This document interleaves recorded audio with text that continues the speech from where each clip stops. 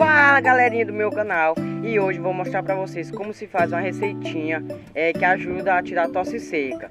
Lembrando, deixe seu like, se inscreva e aperte o sininho das notificações e bora partir pro vídeo. Então gente, já estamos aqui e nós vamos precisar de uma colher, de um copo, de um aguardente alemão ou outro aguardente e um xarope ou mel.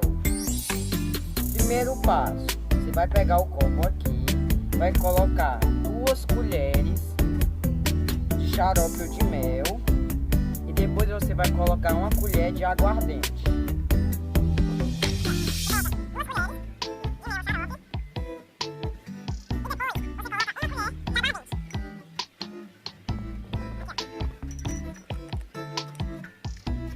E depois de você ter feito isso, você mistura por 10 segundos.